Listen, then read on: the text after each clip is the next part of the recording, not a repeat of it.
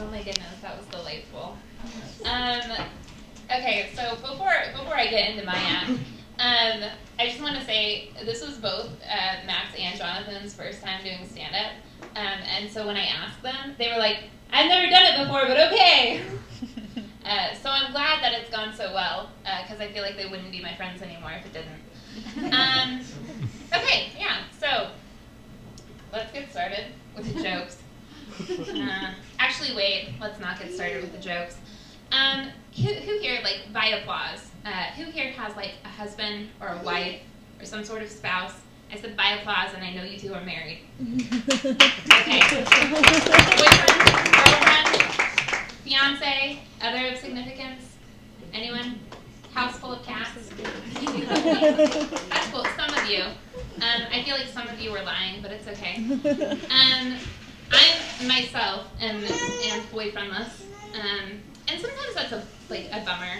I mean, really, it's like a marathon of singledom by this point in my life, and I can sometimes hear the announcers in my head, and they're like, "She's rounding another corner, and yep, she made it to 24, still single." And oh no, it looks like some male attention here, but hurdle cleared. All right. So see. That was a sad thing, but I made it sound happy.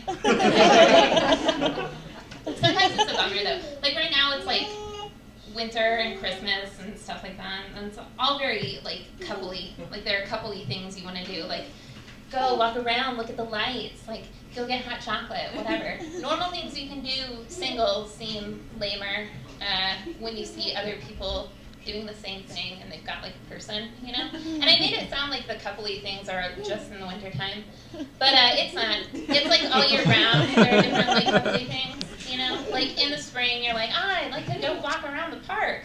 But if you do that, you'll see couples. And then like in the summer, you're like, I want to ride a tandem bicycle. Like, you know that thing? Like, it's not just that you want to go bicycling, but you want to do it in the most obnoxious way possible. But you can't because you're alone. So sometimes it's a bummer. But most of the time, I think it's probably like a good thing that I'm boyfriendless because I'm not very good at girlfriendy things. Like, checking and responding to messages. I'm like basically the opposite of the Kim Possible theme song. So like, call me, meet me, you still won't reach me. If you want to page me, I mean, it's okay, but I'm not going to get it. Don't text or email. Facebook message, bad at it.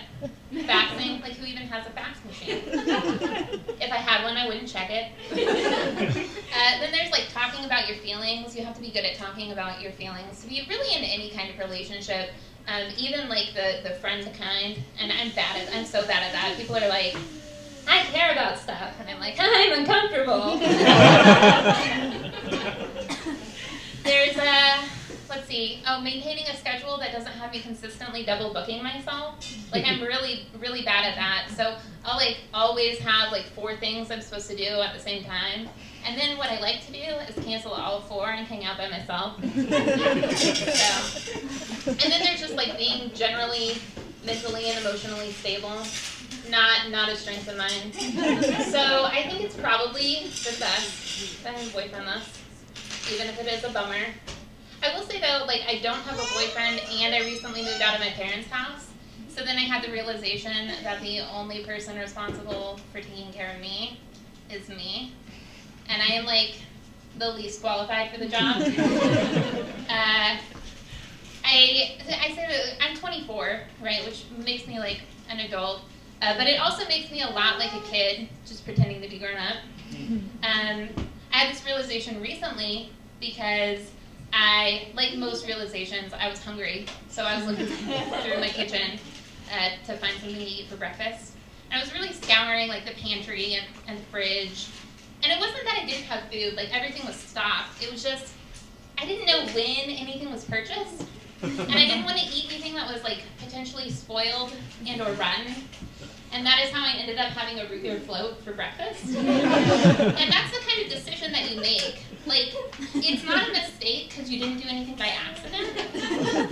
It's a choice. It's just a bad one. And you know what you're doing at the time. Like, it's not like you do it and then you think, oh, that was a bad idea. You're like, this is a bad idea. Not doing it.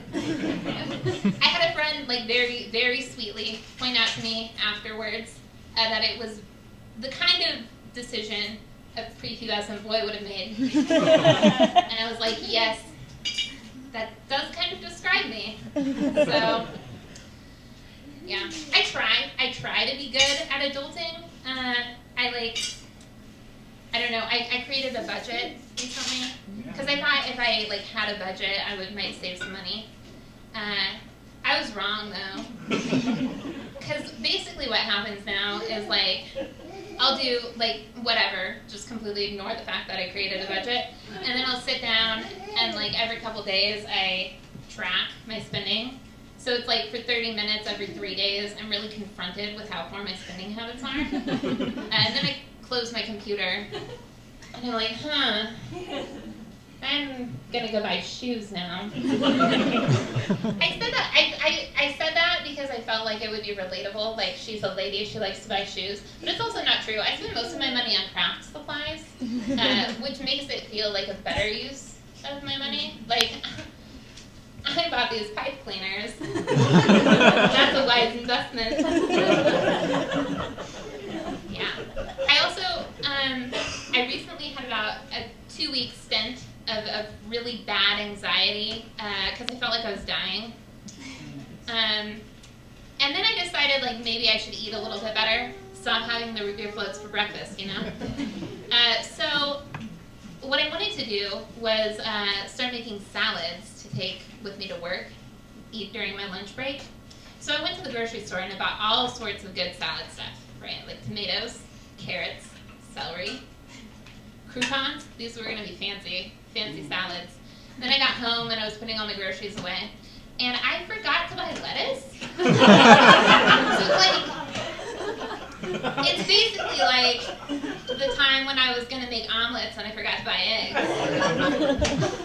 And you would think like after, like at that point, I would have just like gone to the store to get lettuce because I had all of the other salad stuff. But no, I still haven't bought lettuce because this was like a month ago. I used most of my tomatoes in pasta. I think my celery's bad by now, probably.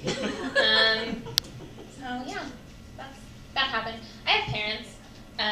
This joke's going to be fun because they're like right over there, so like you can watch them react. Okay, so I have parents, and they used to be proud of me because I was smart and like good at school. And then I graduated, and I think we all kind of collectively realized I'm not good at much else. So I think they're still proud of me, but I think it takes a little bit more effort now. You know, like it's not quite as easy. They can't be like, our daughter, the honor roll student. They have to be like, our daughter, she got a degree. So I feel like they maybe have to work a little bit harder. And I say this because I've heard them talk to their friends who have like well-adjusted children. And it's a lot like listening to your parents do spin for the election that is your existence. So like I'll get my mom on the phone and she'll be like, oh yeah, Katrina is a really hard worker. And that is spin for Katrina works 2 part-time jobs. So she doesn't have things like insurance or paid vacation or money. And she'll go, I think she found she really enjoys helping people. And that is spin for she works retail. And then she'll say something like, she's taking this time to really find out what she wants to do and what she's good at and what's going to make her really happy. And that is spin for, I really hope soon she finds out what's going to make her really happy. And she finds a way to do it 40 hours a week with paid vacation and health insurance. Yeah.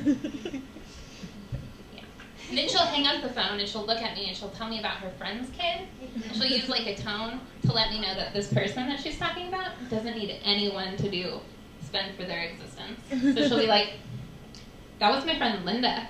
You remember her son John? He got a degree in finance. Now he's working for the government. And I'm like, okay, Mom, I get it. I got a degree in English. I don't have any marketable skills, but I can read. Yeah. So since they're here, I I feel like I owe it to them to say that the part of that joke where like my life is a disaster, that's true. But the part where like they judge me for it, it's not. They're like very kind and loving and supportive people. So I'm sorry that I lied to you. But we can still be friends. Yeah. I'm trying to be a better person, which means lying less, I think. It's hard to be a good person though. I kind of think that like there are some people who are just like good, you know, like they know the list of rules on how to be good. And then the rest of us are just trying to figure it out so we can catch up and follow along, you know? Because it's like, it's a secret. It's hard because you would think being a good person should be accessible to everyone. But it's not. It's like a secret club. But I think I found out some of the rules. Like first, don't appropriate other people's cultures. Right? Are you guys familiar with that term, cultural appropriation? If not, I'm guessing it's because you don't have a liberal arts degree or a Tumblr, which, like, no judgments. Sometimes I think I'd be better off if I didn't have a Tumblr or a liberal arts degree. But alas, I have both. I'm keeping them. Yeah, so cultural appropriation is basically when a person who has privilege in a society, like me, because I'm white, steals an aspect of a minority's culture for their own amusement and or profit. So like, you hear about it a lot with Halloween, or frat parties, or pop stars. Like, Taylor Swift appropriated some dance moves from people of color for one of her music videos, and I appropriated this outfit from the dumpster behind my apartment complex. That's not really cultural appropriation though. Because I really feel like trash is my culture,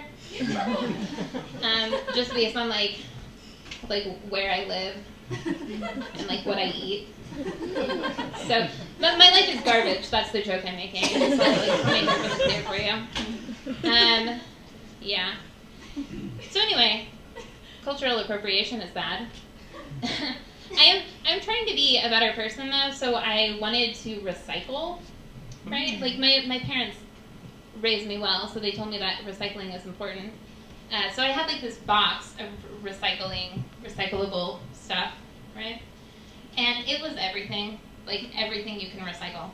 Plastic, cardboard, paper, magazines, glass bottles, everything. And so I went out on a search for, like, I'm guessing the utopia of recycling bins. One that would take everything. And I was going, because my apartment, it has like a dumpster, aka my closet, but it does not have anywhere to recycle anything at all. So I had to go to like all these different places, and it was like the worst scavenger hunt I never wanted to be on. Like the first place I went was a church, and they just wanted paper. And the next place I went was a grocery store, and they just wanted glass. And then the next place I went was a school, and they just wanted cardboard. And by this point, I'm feeling like I should have been dropping some stuff off along the way, but I really felt like I was going to hit this all-inclusive recycling bin.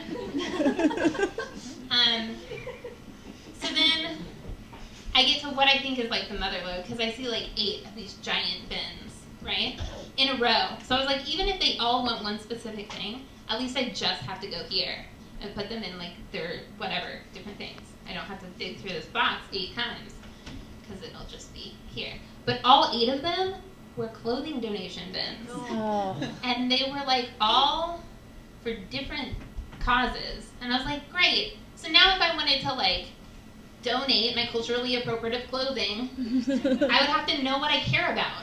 And like, it's like, do I care more about disabled veterans, or do I care more about unwed mothers, or do I care more about Planet Aid? And what is Planet Aid? I don't know. I live on this planet, so I might want to eat it. Plus, I didn't have any clothes. So then I went to the next place, and it was like another just cardboard bin. So I did the bad person version of the good person thing, right? I took my giant box of cardboard full of other things, and I dumped it all in the cardboard only bin. And then as I was walking away, I was like, oh man. I mean, there's a good chance that someone's going to have to sort through this. And if no one's going to sort through it, there's a good chance I just broke somebody's recycling machine. But then I felt a little bit better because I have this theory that all of those bins just go to the city dump anyway. Like, I feel like some like really sleazy politician was like, all these people, they care about the world. It's so hard to do things about the world. So what if we like had a bunch of bins? We said that we would recycle the stuff in the bins, but then we just put them in the dump anyway. And then he had like a friend who was probably like the smarter of the two, who was like, okay, but how could we convince them that we're really going to recycle this stuff? Because right now you're just describing dumpsters. And the guy was like, oh yeah, okay. So we'll say each bin can only fit one thing. And that way, it'll be harder. So they'll really feel like they're doing something good. But it will also be funny for us, because they'll have to drive to 8 different places, getting all those gas fumes.